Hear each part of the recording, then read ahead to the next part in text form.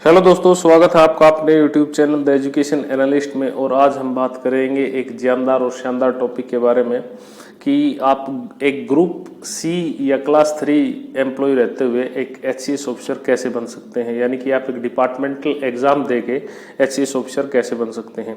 आज की वीडियो में हम जो बात करने वाले हैं वो एक तो इस एग्ज़ाम की जो एलिजिबिलिटी है वो क्या रहेगी, उसमें हम कवर करेंगे कि आपकी एजुकेशन क्वालिफिकेशन क्या होनी चाहिए, एज कितनी होनी चाहिए और आपका सर्विस पीरियड कितना होना चाहिए as a group C employee, और कौन कौन से डिपार्टमेंट हैं हरियाणा सरकार के जिनके कर्मचारी ये एग्ज़ाम दे सकते हैं। ठीक है, दूसरी बात होगी कि इसके फॉर्म कब निकलते हैं और कैसे भरे जाते हैं। फिर बात करेंगे हम इस जॉब के लिए जो सिलेक्शन प्रोसीजर है वो क्या है, एग्ज़ाम पैटर्न क्या रहेगा, पूरा जो इसका सिलेबस है वो हम इस वीडियो में बताएंगे। और इस एग्ज़ाम की तैयारी करने के लिए आपको कौन कौन सी बुक पढ़नी चाहिए, ये सारी बातें आज हम डिटेल में डिस्कस करेंगे। तो चलिए बिना किसी देरी के शुरू करते हैं।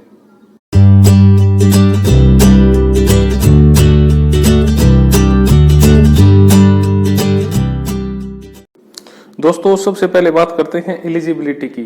तो इस एग्ज़ाम की जो एलिजिबिलिटी है वो इस प्रकार है कि एजुकेशन क्वालिफिकेशन आपको ग्रेजुएशन चाहिए, किसी भी स्ट्रीम में आपको ग्रेजुएशन होना ज़रूरी है।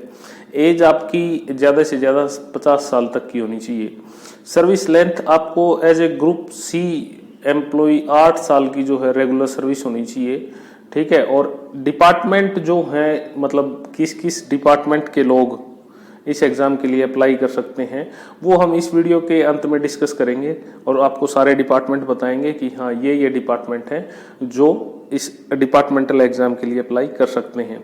अभी इसमें आप ये नीचे देख रहे होंगे कि एक कटिंग है, इसमें मैंने आपको ये बता दिया है कि 8 साल की सर्विस चाहिए। दूसरा इसमें एज का बताया हुआ है और तीसरा है कि कोई भी डिसिप्लिनरी एक्शंस या प्रोसीडिंग्स जो कर्मचारी है उसके खिलाफ नहीं होनी चाहिए, और जो विजिलेंस एंगल है उससे भी क्लियर होना चाहिए, यानी कि रिश्वत के मामले में कहीं उसका नाम ना आया हो। दोस्तों, आगे बढ़ते हैं और बात करते हैं कि इस डिपार्टमेंटल एग्जाम के फॉर्म कब निकलते हैं और कैसे भरे जाते हैं। तो देखिए, ये टोटली डिपेंड करता है कि वैकेंसी अवेलेबल है या नहीं।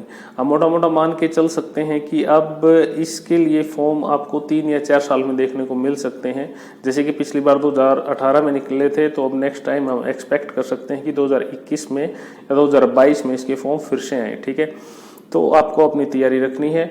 और एक इम्पोर्टेंट बात यह है कि अब एटलीस्ट हमें पता चल जाता है कि हाँ रजिस्टर A2 की वैकेंसीज निकली हैं। इससे पहले तो पता भी नहीं चलता था कि कब वैकेंसी निकली और कब फिल हो गई।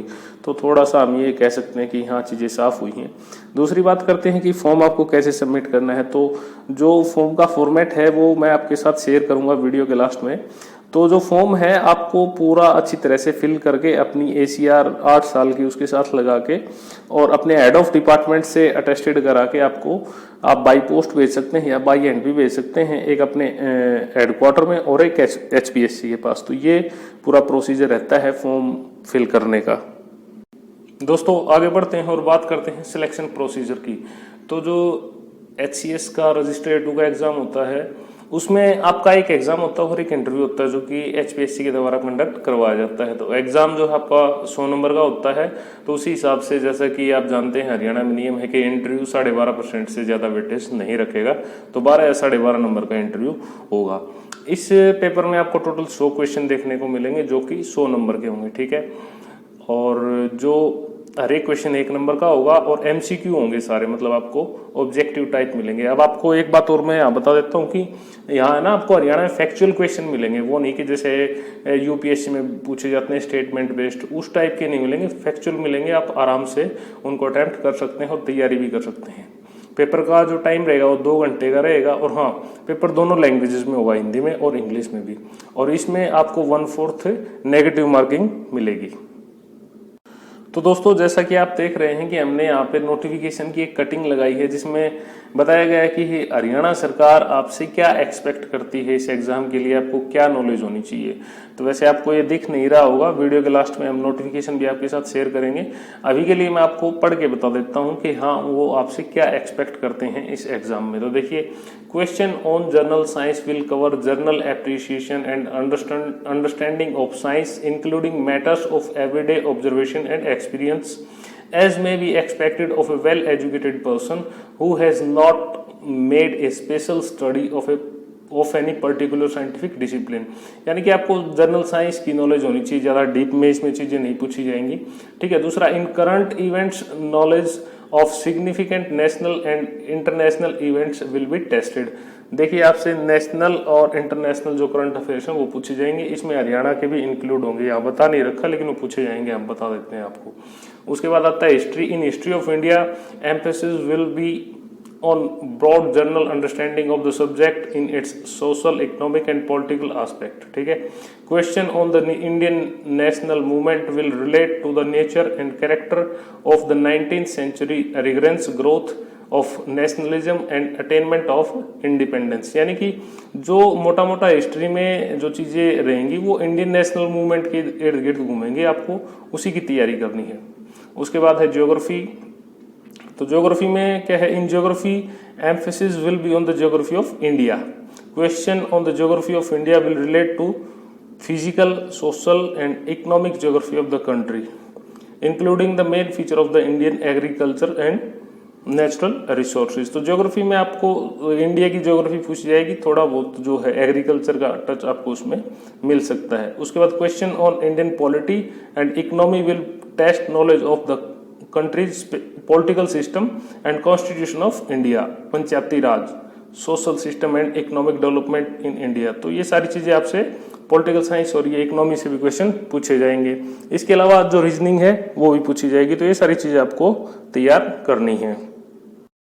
तो दोस्तों अभी अभी हमने जिसकी बात की तो वो HPSC आपसे एक्सपेक्ट करता है, आप हम उसको डिटेल्ड सिलेबस नहीं कह सकते, ठीक है। डिटेल्ड सिलेबस की बात हम अब करेंगे। तो जो इस एग्जाम का जो डिटेल सिलेबस रहेगा वो इस प्रकार है। देखिए सबसे पहले जर्नल साइंस, आपको जर्नल साइंस आनी चाहिए, यानी कि ज़्यादा गहन नॉलेज की जरूरत नहीं है, लेकिन आपको जर्नल सी आनी चाहिए, बेसिक से जिसको हम कहते हैं, ठीक है। दूसरा, करंट अफेयर्स आपको आनी चाहिए नेशनल और इंटरनेशनल इंपॉर्टेंस के। देखिए इसमें आपका हरियाणा का भी करंट अफेयर्स इंक्लूड होगा, यहाँ पे मेंशन नहीं कर रखा लेकिन क्वेश्चन इसके पूछे जाते हैं, ठीक है। Number 3, history of India and Indian national movement से क्वेश्चन आपसे पूछे जाएंगे। Number 4, Indian and world geography. Number 5, Indian culture, Indian polity and Indian economy. और उसके बाद है जनरल मेंटल एबिलिटी। और सबसे लास्ट में है हरियाणा की जो है economy and people, social, economic and cultural institutions and languages of Haryana. तो ये सारी चीजें जो हैं पेपर में रहेंगी। इसके अलावा कुछ क्वेश्चन आपसे एलिमेंट्री इंग्लिश के भी पूछे जाएंगे और कुछ क्वेश्चन आपसे एलिमेंट्री हिंदी के भी पूछे जाएंगे। इनमें कॉम्प्रिहेंशन आपको मिल जाएगा और वकैब मिलेगी और जर्नल जो ग्रामर है वो आपको देखने को मिल जाएगी। तो दोस्तों ये सारी बातें थी जो हमने आपको बताई, इसमें एलिजिबिलिटी क्या चाहिए, सिलेबस क्या है, एग्जाम पैटर्न क्या है, सारी चीजें हमने बताई। अगर अब आपने अपना मन बना लिया है कि हाँ मुझे आगे जाके ये एग्जाम देना है, तो इसमें हमने आपको कुछ बुक्स रेफर की हैं हिंदी मीडियम की और इंग्लिश मीडियम की। पहले हिंदी मीडियम की बात कर लेते हैं। तो देखिए एक तो हमने NCERT आपको जो है सारी इसमें सजेस्ट की हैं। उसका कारण ये है कि आपको जो बेसिक नॉलेज है ना वो सारी हो जाएगी NCERT से, और आपके पास इतना टाइम है कि आप आराम से बुक्स को पढ़ सकते हैं। दिन में अगर आप सुबह 1 घंटा दें और शाम को 1 घंटा दें तो भी आपकी तैयारी बहुत अच्छी हो सकती है।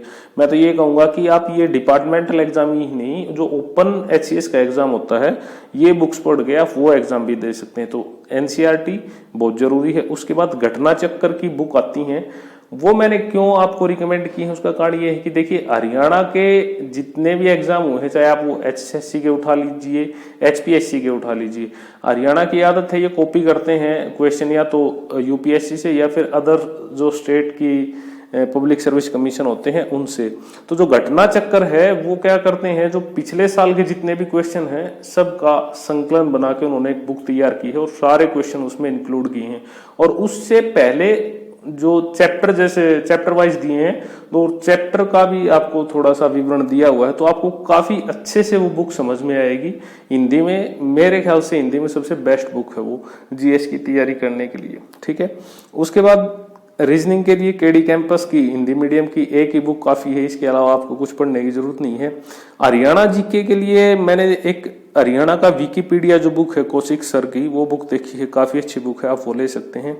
उसके बाद इंग्लिश के लिए नीतू सिंह की पार्ट 1 और पार्ट 2 जो 2 बुक्स आती हैं अब तक की बेस्ट बुक है, वो आप बेझिझक लें और पढ़ें और तैयारी करें। हिंदी की ल्यूसेंट ले लें, उसके अलावा कोई लेने की जरूरत नहीं है। अच्छा, ये बुक्स अगर आप ऑनलाइन खरीदना चाहते हैं तो हमने डिस्क्रिप्शन में आपको लिंक दिए हैं। आप जैसे लिंक पे क्लिक करोगे आप डायरेक्ट उन जो बुक्स हैं उनके पोर्टल पे पहुंच जाओगे और वहां से आप खरीद सकते हैं उन बुक्स को और सीधा आपको घर पे वो मिल जाएंगी। दोस्तों अब बात करते हैं इंग्लिश मीडियम की। तो देखिए इंग्लिश मीडियम में जो कंटेंट है ना उसकी कमी नहीं है, बहुत सारा कंटेंट है। मैं खुद कंफ्यूज था कि आपको क्या सजेस्ट करूं और क्या सजेस्ट ना करूं। फिर मैंने जो अपने लेवल पे जो अच्छी चीज मिली वो आपको बताई है। देखिए एक तो एनसीईआरटी वो तो है ही, उसमें तो कोई दो राय है नहीं। अब जीएस की जो बात है तो इंग्लिश मीडियम का सबसे जो टॉप का इंस्टीट्यूट है आईएएस के लिए या पब्लिक सिविल सर्विस के लिए जो भी है वो वाजीराव है। तो मैंने आपको वाजीराव के नोट्स रिकमेंड किए हैं। इससे क्या होगा, आपका डिपार्टमेंटल एग्जाम की भी तैयारी हो जाएगी, अगर आप ओपन एचसीएस देना चाहते हैं तो उसकी भी तैयारी हो जाएगी, और उसके बाद अगर आपका मन है आईएएस देने का तो आप आईएएस की तैयारी भी कर सकते हैं। या फिर अगर आप वो नहीं लेना चाहते तो दिशा एक्सपर्ट स्टडी मटेरियल अवेलेबल है, काफी ठीक है वो भी, मतलब आपको एचसीएस का जो एग्जाम है उसकी तैयारी करवाने में सक्षम है। आईएएस तक इतना सही नहीं रहेगा लेकिन एचसीएस की आपकी तैयारी खूब अच्छे से वो करवा देगा, ठीक है। उसके बाद केडी कैंपस की वही बुक जो हमने पहले बताई है, इस बार ये इंग्लिश में आपको मिलेगी। हरियाणा जीके की बुक आपको ये हिंदी में मिलेगी, ठीक है, इंग्लिश में मिलना मुश्किल है। और इंग्लिश और हिंदी की वही रहेंगी, नीतू सिंह की और ल्यूसेंट की, ठीक है। ये सारी बुक्स हैं, आपको इनके जो लिंक है वो भी डिस्क्रिप्शन में मिल जाएंगे। ये सारी चीजें आपको डिस्क्रिप्शन में मिल जाएंगी, आप अगर खरीदना चाहें तो वहां से खरीद सकते हैं।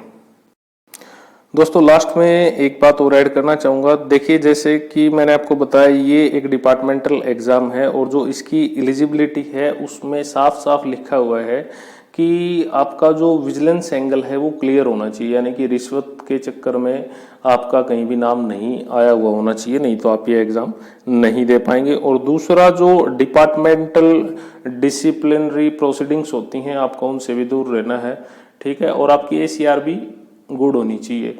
कुल मिला के हम ये कह सकते हैं कि आपका बिहेवियर आपके डिपार्टमेंट में काफी सही होना चाहिए, तभी आप इस एग्जाम के लिए जा पाएंगे, नहीं तो आपके इस एग्जाम पे बंदी से लग सकती हैं, ठीक है। तो इस चीज का आपको ध्यान रखना है। अब बात करते हैं जो हम पूरी वीडियो में करते आए हैं कि आपको वीडियो के लास्ट में बताएंगे कि भाई डिपार्टमेंट की लिस्ट कौन सी है, फॉर्म का फॉर्मेट क्या है। तो देखिए उसके लिए जो पूरा पीडीएफ है वो वीडियो के डिस्क्रिप्शन में है। वो जो पीडीएफ हमने निकाला है वो नोटिफिकेशन है चीफ सेक्रेटरी ऑफ हरियाणा का, और चीफ सेक्रेटरी हरियाणा की वेबसाइट से ये हमें मिला है। आप उसे पूरा पढ़िए, उसमें सारे डिपार्टमेंट के नाम मिलेंगे जो एलिजिबल हैं इस एग्जाम के लिए, ठीक है।